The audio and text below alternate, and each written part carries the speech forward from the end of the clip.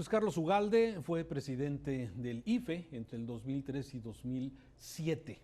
Actualmente tiene su consultoría, que es Integralia Consultores, y que habla y hace análisis, estudios de diversos temas. Y desde luego el tema con Luis Carlos Ugalde es pues lo que está sucediendo hoy en los temas nacionales. Ley Bonilla, revocación de mandato, dirigencias de partidos que se están en estos momentos renovando. En fin, hay tema.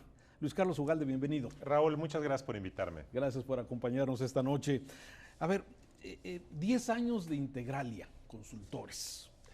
Sí, estamos cumpliendo 10 años, de hecho esa es la razón por la que estoy en Guadalajara. Venimos a tener algunas reuniones con empresarios locales, con la Coparmex que nos invitó a un evento esta semana. Y el tema es que Integralia nace con la idea de dar una radiografía de la política nacional. Comúnmente mucha gente piensa que la política se aprende leyendo la prensa y la verdad es que lo que está pasando es en este momento en México de cambio en quien gobierna, en los estilos, en el entorno, genera mucha incertidumbre y hay muchas personas, empresarios, inversionistas, actores políticos, sociales, que necesitan entender exactamente qué está ocurriendo a nivel nacional y en los estados para poder anticiparse.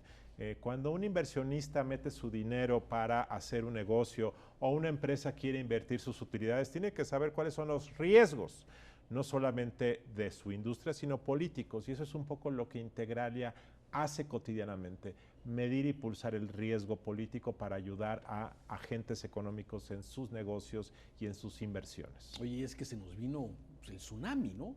Desde hace un año, o sea, no cumplimos todavía un año de la toma de posesión del nuevo gobierno y los cambios son muy, por lo menos en las palabras, en los discursos, hay una nueva forma en que se está dirigiendo este nuevo gobierno, ¿no? Las mañaneras, como muchas veces, bueno, se anteponiendo algunas de las cosas positivas que yo veo es a los pobres, especialmente en el sureste del país, pero sigue generando gran incertidumbre en un sector, en el sector productivo.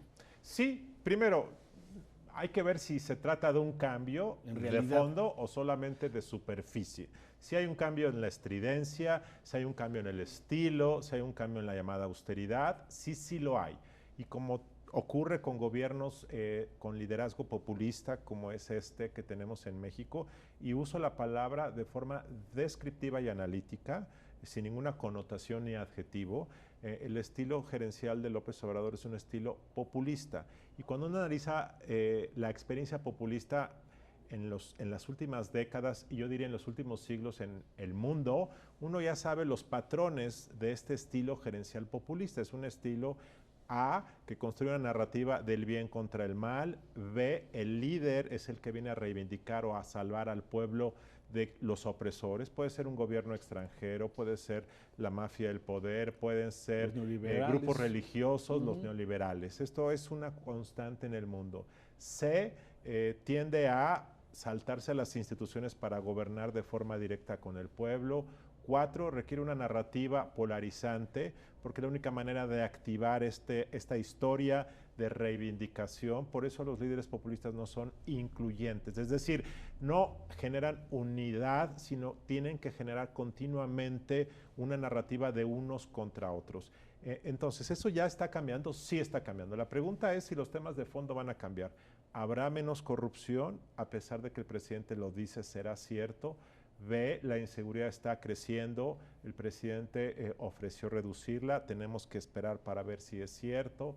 C, mejorará el bienestar de las personas, es decir, muchos van a tener más dinero en la bolsa por los programas sociales, pero la pregunta es, ¿en 10 años la estructura de la desigualdad habrá cambiado? ¿Habrá menos pobreza que hoy?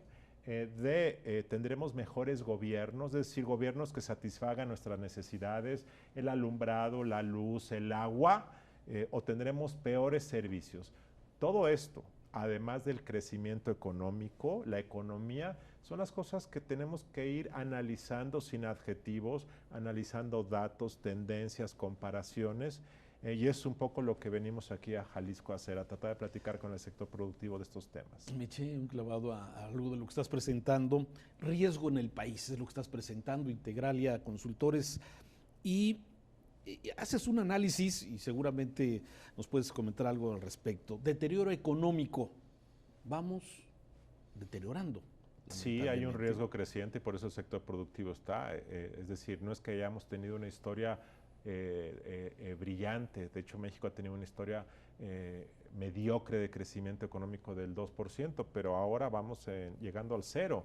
Y lo más probable es que en los próximos 4 años México tenga un crecimiento alrededor del 1.52. Entonces, este proceso de deterioro, de declive económico, es un hecho que se está consolidando. Concentración del poder.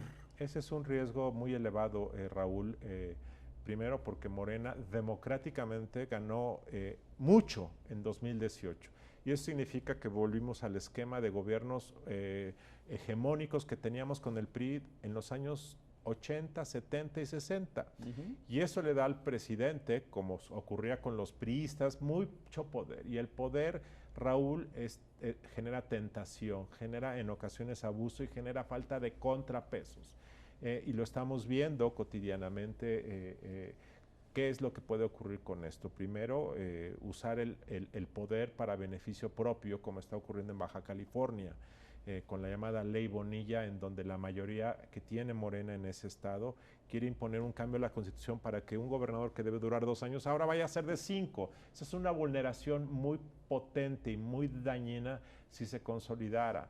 2, en estos días se está discutiendo en el Congreso de la Unión y después será en los estados, el tema de la consulta de revocación de mandato. Este es un riesgo enorme. ¿Por qué? Porque nuestro sistema presidencial, con todas sus deficiencias, tiene un atributo que es: los presidentes duran 6 años. Y sobre eso se planea. Y nadie se va antes ni nadie se va después. Y entonces ahora queremos poner a consulta si el presidente acaba o no acaba. Y esto que suena muy lindo de que el presidente se somete a la voluntad de los electores para ver si acaba o no acaba, me parece que es un enorme riesgo, porque puede generar complots, B, puede generar que grupos de la sociedad se alíen para hacer la guerra a un presidente en funciones, C, un presidente en lugar de pensar en el largo plazo va a pensar en cómo ser ratificado. O sea, vas a acortar los periodos de presidente para decir: me eligen, en 3 años me pueden sacar, hago todo para que el electorado esté contento. Y muchas veces los presidentes, Raúl, necesitan liderar, necesitan guiar, y eso a veces requiere sacrificios de corto plazo. Y uno muy importante para este gobierno: nuestro presidente tiene un estilo confrontativo, típico de los líderes populistas. Polarizar. Entonces, darle la consulta de revocación es azuzar la idea del pleito, azuzar la idea de que hay unos conservadores allá que lo quieren quitar, y eso va a polarizar al país. A mí me parece una muy mala idea que en 2022, en el primer trimestre, haya este ejercicio, porque no creo que traiga cosas buenas. También advierte tu consultora incertidumbre jurídica, que algo de lo que estás tocando, y el presidente afirmaba ahora en las festividades de septiembre que ya estábamos en un estado de derecho. ¿Así lo consideras? Eso es falso, Raúl. La principal deuda histórica de hace 2 siglos de este país es la falta de un estado de derecho. Entonces, este es un problema estructural, este es un problema que México ha pospuesto. Resolverlo nos puede llevar varias décadas.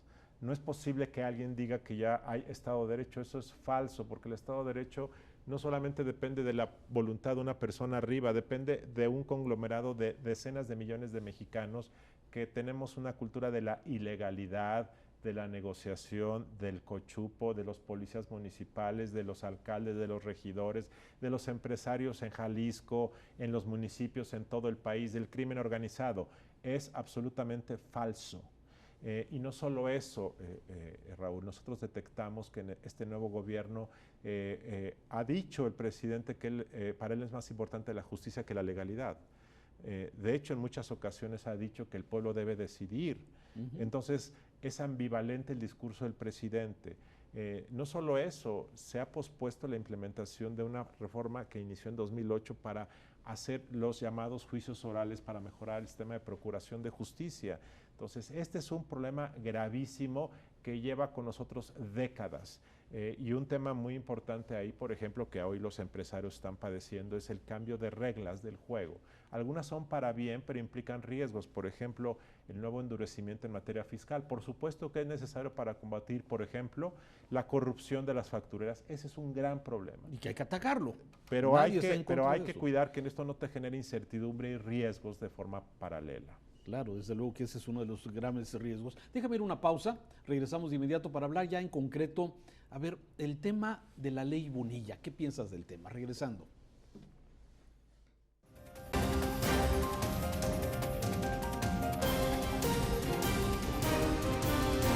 Carlos Ugalde es el director de Integralia Consultores, te iba a decir. Que cambiemos. Sí. Lo has escrito en tus artículos en El Financiero sobre esto, tus comentarios, y es un asunto que veo que alarma a muchos por la falta de claridad en este tema. Este domingo se realizó una consulta por parte del Congreso local para pues dar el respaldo a la propuesta que tienen de incrementar de 2 a 5 años el gobierno del señor Bonilla, que a partir del 1 de noviembre protestará como gobernador. Y el gobierno federal ha tenido, el presidente hasta hace una semana se manifestó que le da pena el tema, pero pasaron muchos meses sin que se manifestara claramente sobre el tema. A ver, ¿cómo ves tú la ley Bonilla y este intento de Morena para prolongar este periodo? Me parece de uno de los eventos más lamentables, preocupantes y yo diría incluso cínicos en la política nacional de los últimos tiempos. El querer ampliar el periodo de un gobernador que ya fue votado de 2 a 5 años. Así me fue parece fuera de cualquier proporción de decencia democrática. Y me parece increíble además que el presidente deje correr esto, porque el presidente, aunque de repente dice me da pena, no me meto, en realidad no ha dicho nada. En realidad lo que ha dicho es yo no me meto por respeto a la soberanía del estado de Baja California, pero sabemos claramente que si el presidente estuviera convencido, hubiera dicho señores, eso es incorrecto, bye. Y no le habría dado alas a su amigo, porque es su amigo personal, familiar. Entonces, uno no puede asegurar que el presidente haya sido el que planeó esto, no. Pero el hecho es que en la práctica está tolerando a su amigo. Y me parece que si el presidente López Obrador ha dicho que es diferente la 4T, que se acabaron los abusos, esto es una demostración de que hay excepciones y esto es inadmisible desde el punto de vista constitucional, de buenas prácticas, de convivencia democrática, es gravísimo. La Corte tendrá que definir, porque una vez que se publique la ley Bonilla, será impugnada y la Suprema Corte deberá de solucionarlo. A ver, esto sale de la competencia de los órganos electorales, o sea, el tribunal se ha manifestado El Tribunal Electoral ha evadido manifestarse porque lo que estamos en discusión ahora es un cambio a la ley, es un cambio a la Constitución de Baja California. Digamos que sí es un tema electoral y el Tribunal Electoral pudo haber dicho, pudo haber entrado al fondo, pero lo ha evadido. ¿Por qué? Habrá que preguntarles a ellos, pero claramente han preferido que, como es un cambio a la duración del mandato, que lo defina la Suprema Corte, porque hay una figura que se llama acción de inconstitucionalidad. Entonces, cuando un Estado del país hace un cambio a la Constitución del Estado que violenta la Constitución federal, puede haber una contradicción que debe resolver la Corte. ¿Qué es lo que pasaría aquí? No hay forma que en Baja California los diputados, ya que fue votado alguien, digan ahora va a durar 5 años. Violentas muchas disposiciones jurídicas globales del país. Por eso es que la Corte debe hacerlo, pero se requieren 8 votos de los ministros. Hay 11 ministros, unos renunció, Medina Mora, quedan 10. De esos 10 se requieren que 8 invaliden la reforma de Baja California para que vaya para atrás. Si solo 7 votan por invalidarla o 6, la reforma queda vigente y Bonilla va a ser un gobernador de 5 años. Violando la ley. violando la Constitución y las normas políticas y democráticas, sería una cosa terrible, dramática para el país. Porque imagínate qué viene después, Raúl. Pues que aquí en Jalisco, ¿por qué no le ampliamos el plazo a Alfaro? ¿No? Si está haciéndolo bien, 3 años más. O al presidente. O al presidente. Entonces, estas cosas, el alargar periodos en el caso de la ley Bonilla o el hacer consultas para reducir periodos, me parece gravísimo, gravísimo y es un alto riesgo para el país. Bien, explícanos legalmente, lo entiendo. La Corte va a intervenir hasta que sea publicada la modificación a la ley, que esto no lo han hecho todavía. Lo van a hacer pronto seguramente porque hubo una consulta el pasado domingo, una consulta donde instalaron 250 casillas. Para darte una idea, cuando se eligió a Bonilla el año pasado se instalaron 4,000 casillas, ahora se instalaron 250 casillas.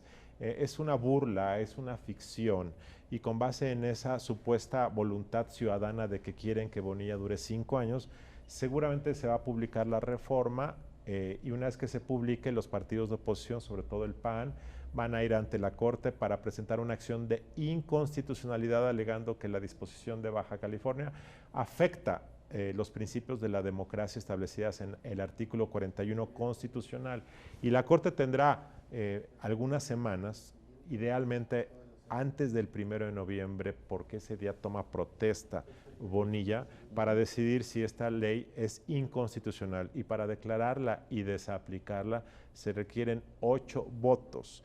Hay mucha gente que tiene temor de que como hay 2 ministros de la nueva Corte que fueron nominados por López Obrador y como el presidente de la Corte, Arturo Saldívar, ha tenido algunas expresiones en redes sociales y personales que hacen ver que está coqueteando retóricamente con el nuevo gobierno, mucha gente tiene miedo que entonces no se junten los 8 votos. Yo quiero hacer una apuesta porque la Corte va a ser democrática, legal y va a honrar, porque además, Raúl, en 2006 ya se presentó un caso semejante en Chiapas, que las autoridades locales quisieron alargar el periodo de diputados locales y la Corte estableció en 2007 una tesis que decía que no se pueden prorrogar mandatos una vez que ocurrió el voto. Y hay una tesis, que si mal no recuerdo es la 88/2007, que todos pueden ver donde la Corte dice eso no procede, no hay prórrogas de mandatos, de tal forma que si la Corte es consistente, tendría que fallar en igual sentido ahora. Bien, ¿tú estás confiado en que la Corte le va a dar marcha atrás? No estoy confiado, estoy preocupado. Estoy preocupado porque hay mucha presión. No ves claridad porque me preocupan las declaraciones que ha hecho el presidente ministro de la Corte, que no ha guardado la sana discreción que un presidente debe mantener, pero quiero mantener la confianza de que este es un caso de tan evidente alteración del orden constitucional que no hay forma de que algún ministro pueda validar este atropello que está ocurriendo en Baja California. Revocación de mandato. Está en el Senado. Es otro tema que también has manifestado tu preocupación en los diferentes artículos y participaciones que has hecho ante la prensa nacional. ¿Qué pretende la revocación de mandato de alguna forma? O sea, explícanos tú que estás... La consulta de revocación de mandato lo que dice es que los ciudadanos deben tener la atribución de poder pedir que un gobernante malo se vaya antes de que concluya su mandato para protegernos del daño que puede causar. Entonces, lo que dice la propuesta, que está en proceso ahora, es que si 3% de los ciudadanos mexicanos piden que haya una consulta de revocación, esta se debe celebrar en los primeros 2 o 3 meses de 2022, ya no en la jornada electoral de 2021 como antes estaba la propuesta, ahora será en los primeros meses de 2022, y si vota el 40% de la lista de electores y además se obtiene el 66% de los que votaron, pues hay candados, entonces el presidente se va. Y si se va el presidente, entonces se convoca una elección extraordinaria 3 meses después. Y el nuevo presidente electo en esa elección extraordinaria cumple o termina el mandato de 6 años del presidente que se fue. Eso es lo que dice. Ahora, esta consulta estaba originalmente planteada en la misma jornada electoral intermedia, sí, que representaba un riesgo dada la alta popularidad del presidente López Obrador en esta jornada intermedia. Ya se ganó. Es decir, es mejor que sea fuera de la jornada, por supuesto. Claro, desde luego. Dos, que otra cosa ha mejorado, que ya no la puede convocar el presidente. Sería ridículo que si yo soy presidente, yo convoque a que la gente me saque. Y entonces yo escribí, y muchos lo dijeron, que en realidad no se trataba de una consulta de revocación, sino una consulta de ratificación, de propaganda. Entonces el presidente y el gobierno se dieron a que solo pudieran convocarla ciudadanos. Pero aquí hay un riesgo, Raúl. El presidente de la República puede pedirle a sus seguidores que vayan y convoquen una consulta revocatoria para él someterse al veredicto de los ciudadanos. Y eso va a ocurrir. Entonces, que no pueda hacerlo el presidente no significa que no lo puedan hacer incluso las bases de Morena de forma abierta. Es decir, como nuestro presidente es tan popular y tan democrático, nosotros vamos a pedir que lo sometamos a un voto para saber si el pueblo lo quiere. Entonces esta consulta de revocación se va a convertir en un pretexto de propaganda. Y la propaganda en un ejercicio de revocación es un juego blanco y negro de confrontación. México no requiere confrontación. Y lo que el gobierno requiere por el estilo de su liderazgo es la confrontación. Los gobiernos de corte populista en el mundo en los últimos siglos, esto no es el único caso, viven de la confrontación, de la contrastación, de azuzar pleitos, aunque sean ficticios. Por eso el presidente todas las mañanas habla de los conservadores, pero nunca sé quiénes son. Porque necesitan estos enemigos imaginarios. Por eso es que la consulta va a mantener vivo eso, y a mí me parece que eso es muy perjudicial. Ahora bien, aunque la consulta sea en enero o febrero de 2022, es claro que los candidatos de Morena que van a hacer campaña en los meses de abril, mayo y junio de 2021 van a anticipar que va a haber una consulta, van a llamar a defender al presidente y se van a arropar en ese tema. Va a tener impacto. Y me parece que una elección de diputados, de 15 gobernadores, debe ser una elección diferente, no personalizar la política. Aquí lo que está en riesgo es la personalización de la política en una persona que quiere acaparar todo el espectro de la política nacional. Y aquí en Jalisco ustedes necesitan discutir sus temas, sus diputados locales, la vida en Zapopan, la vida en Guadalajara, los problemas locales. Estos ejercicios personalizados, egocéntricos, polarizantes, tienden a borrar la política local y la política de la inclusión. Por eso me parece muy mala idea este ejercicio.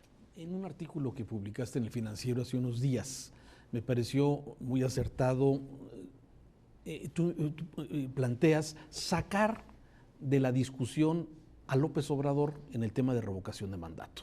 Y aún así marcabas riesgo, sobre todo porque los progresos, los planes se reducían, Luis Carlos Ugarte. Pensemos ya en el presidente que toma protesta en 2024. Ya quitemos del mapa a López Obrador. Te elegimos a ti presidente, Raúl, y Raúl sabe que tenemos que hacer una reforma al sistema de seguridad social. Por ejemplo, subir la edad de retiro. ¿Por qué? Porque la gente vive más y porque no hay forma de fondear. Entonces tú sabes que eso te va a generar mucha antipatía. No es popular esa medida. Popular, pero es lo que México necesita. Si tú sabes que vas a ser presidente y tienes 6 años y ya no te puedes reelegir y nadie te puede quitar, salvo que tengas traición a la patria, probablemente seas un presidente con valentía y lo hagas a pesar de que tu popularidad se derrumbe. Y lo haces. Pero si tú sabes que dentro de 3 años, si eres antipopular por hacer esto, tus enemigos te van a quitar de la silla, entonces mejor para qué hacerlo, para qué me arriesgo. Ese es el riesgo de estos ejercicios de democracia plebiscitaria que supuestamente democratizan el ejercicio del poder. Lo único que lo hacen es acotarlo, limitar las ganas del cambio de fondo, porque otra vez los líderes populistas, como quienes nos ofrecen bajar de peso sin esfuerzo, nos ofrecen un mundo maravilloso sin que nadie pague las consecuencias, los costos. Por eso es que todos los líderes populistas nos ofrecen salvarnos del mal y entonces nos victimizan y eso nos genera un placer porque no hay que hacer nada. Bueno, sí hay que hacer cosas en la vida para salir adelante. Igual los países necesitan tomar decisiones que son costosas, pero si te pueden quitar a los 3 años por hacer una medida valiente, mucha gente no la va a hacer. Claro. Déjame ir a una breve pausa y regresamos para concluir con tu experiencia y tu análisis de la política en México. ¿qué pasa con los partidos? ¿Qué pasa con el PRI? ¿Qué pasa con el PAN? ¿Qué pasa con MC? ¿Qué pasa con Morena? Regresando, si me lo permites.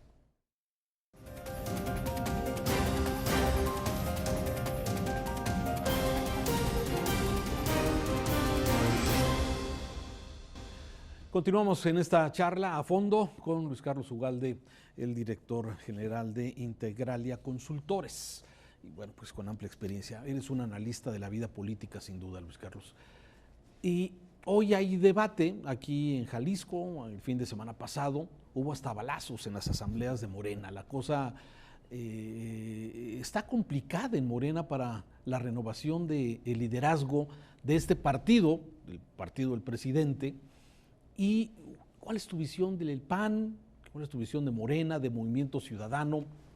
Primero Morena. Morena es un partido en creación, aunque ya legalmente tiene el registro desde 2014. En realidad no lo es. En realidad es un conglomerado de grupos, personas, corrientes, tribus, expectativas, gente enojada que se subsumieron en Morena para elegir al presidente López Obrador. Esa es la verdad.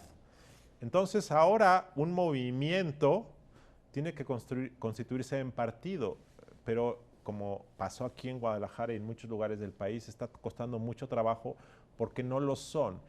Cuando tienes un partido que se construye de arriba hacia abajo por un liderazgo tan potente como el de López Obrador, de estilo populista, personalista, lo que acaba ocurriendo es que abajo pues, es cascarón vacío. Y además, claramente muchos de estos liderazgos son liderazgos rijosos, son liderazgos conflictivos, traen gente de todos lados. Es como si tú o quien nos está viendo de repente abre la sala de su casa y mete a gente de todo tipo, de cualquier grupo, de cualquier edad, pues se van a empezar a pelear a las 2 de la mañana porque claramente son muy disímbolos. En algunas diferentes, intereses diferentes, y además a muchos ya les gustó el poder, ya lo probaron, ya vieron que y hay un tema que mucha gente morena me ha dicho. Me dice, mira, algunos fuimos entrenados en la lucha de la calle, en ser oposición, en ser rijosos, en bloquear, en atacar como método. Entonces un amigo me decía, yo llevo 30 años bloqueando, no me pidan a mí que me pare a hablar en nombre de la República, cuando yo estoy entrenado para eso. Por eso es que en muchos congresos locales, muchos gobernantes en realidad son de oposición. Un amigo me decía que López Obrador es el primer presidente de oposición en México, y es cierto. Como Trump en la presidencia en Estados Unidos se comporta como un rijoso, porque ese es su entrenamiento. Entonces, ese estilo, ese modo de ser, genera mucha conflictividad y no hay un padrón, no hay liderazgos estatales. Entonces, este es un gran riesgo de Morena, que no logre constituirse como partido y que en 2021 se peleen porque vienen las candidaturas, 15 gobernaturas, cientos de diputados locales, 500 federales. Cuando tienes el poder eres muy atractivo para que todo el mundo entre al bar. Pero ya en el bar, pues si no hay reglas, todo puede acabar en tragedia. Entonces este es un problema. Esto no ocurría con el PRI, porque el PRI fue un partido de una gestación más larga. El ADN de los priistas ha sido muy criticado, de que son muy disciplinados, muy corteses, muy solemnes. Eso que generó otros vicios, que son vicios graves, como la negligencia, la complicidad, permitió que el partido fuera muy gobernable porque había un sentido de orden, de disciplina, de sumisión. Ahora el PRI está en otro problema. Fíjate, el problema contrario, es un partido tan sumiso que no puede ser partido de oposición. Entonces, ahorita lo que necesitamos es que el PRI sea rijoso, contestatario. No saben hacerlo muchos de ellos. Y de hecho, una de las grandes dramas de esta semana, que es el apoyo a la consulta de revocación de mandato del cual hablamos, contó y está contando con el apoyo de muchos senadores del PRI. Y te preguntan por qué y te dicen una cosa muy simple. Los gobernadores del PRI son muy vulnerables frente a López Obrador por tema de dinero. Como necesitan cuidar el presupuesto de sus entidades, les doblan la mano, o bien, como ha pasado también, las amenazas de investigaciones de corrupción. Como en el PRI ha habido y hubo una enorme corrupción, muchos de sus principales integrantes son vulnerables, porque tienen una cola, y si tienes cola no puedes ser independiente frente al gobierno actual. Ese es un problema. El PAN ha sido más oposición. Yo creo que el PAN es realmente el partido que se vislumbra como más capaz para poder reposicionarse, pero está debilitado, su dirigencia no cuenta con el aval de todos los gobernadores, pero el PAN se ve el más proclive. Y luego tenemos un Movimiento Ciudadano, un partido que tiene una fuerza aquí en Jalisco muy relevante, que está surgiendo como un partido emergente, atrayendo talento joven. Se ve un partido atractivo, sin duda, Movimiento Ciudadano, y yo creo que el MC con el PAN pueden ser los partidos más atractivos hacia 2021. Así lo vas visualizando para el próximo año. ¿Morena en qué va a acabar? El liderazgo de la actual secretaria Polensky va a reiterar. ¿Ves a Cárdenas? ¿Ves a Rojas? ¿A quién ves? Mira, antes para el auditorio que lo ha leído seguramente, o sea, Polensky está acusando a uno de los asesores principales del presidente, que se llama Gabriel García, de entrometerse. Coordinador de delegados. Polensky ataca a Mario Delgado, el coordinador de los diputados. Alejandro Rojas de Durán ataca a Polensky de que se vaya. Es verdaderamente, digo, uno puede decir que democrático es un partido, pero la verdad es que este nivel de violencia, muchas cosas son ciertas, pero nos habla de un partido que difícilmente se va a consolidar porque las heridas que va a dejar esto son muy amplias. Yo lo que creo que va a pasar es que por la violencia que hubo aquí en Guadalajara y en otras entidades, se van a dar cuenta que no pueden hacer la renovación en noviembre. Yo creo que la van a posponer a 2020. Seguramente van a querer negociar, pero siento que Morena le va a quedar muy poco tiempo para poder generar orden en los estados para poder ir a la elección de 2021, porque el presidente ciertamente puede ayudar a escoger a los candidatos a gobernador, pero los candidatos a diputados locales, a regidores, o sea, es un trabajo muy amplio. En Morena está en un alto riesgo. Finalmente, Luis Carlos, ¿cómo vamos? Viendo las encuestas de Oráculos, la popularidad del presidente, que a pesar de los hierros que pudiera haber, la popularidad se mantiene. ¿Cuál es tu visión para el 2021? Que el aprecio por el presidente se va a mantener alto, va a bajar, pero se va a mantener alto. No es nuevo, pasó con Fox, pasó con Calderón, no tan alto, pero estuvieron en una buena forma de aprobación del presidente, pero sin duda López Obrador es el más apreciado. Y que va a empezar a haber un distanciamiento entre el aprecio al presidente y la evaluación de su gobierno. Se van a separar. Entonces, aunque la inseguridad vaya a la alza, y la economía está estancada, y la gente va a seguir pensando que López Obrador es una buena persona porque se levanta temprano, es como un padre predicador que nos enseña el camino del bien, es muy cercano a la gente, viaja en avión comercial, a la gente le gusta eso, entonces le van a mantener a precio. Pero a muchos candidatos de Morena en 2021 no necesariamente, por los pleitos internos, porque hay en algunas entidades gente de Morena está haciendo muy mala trabajo, es en Veracruz, en Morelos. Entonces, yo creo que de repente vamos a ver un presidente popular, pero no necesariamente Morena le va a ir tan bien como le está yendo al presidente. Y la pregunta relevante para 2021 es si Morena será capaz de mantener la mayoría calificada que tiene en la Cámara de Diputados o no. Lo que ocurra va a definir sin duda el segundo mitad del sexenio. Si Morena retiene la mayoría que tiene hoy en Cámara de Diputados, el presidente prácticamente va a poder hacer cualquier cosa en los últimos 3 años, para bien y para mal. Si Morena pierde la hegemonía que tiene hoy en diputados, va a ser otro fin de sexenio. Luis Carlos Ugalde, gracias por estar aquí. Gracias a ti, Raúl. Muchas gracias. Y a usted que nos ve, lo esperamos la próxima semana, aquí, en A Fondo.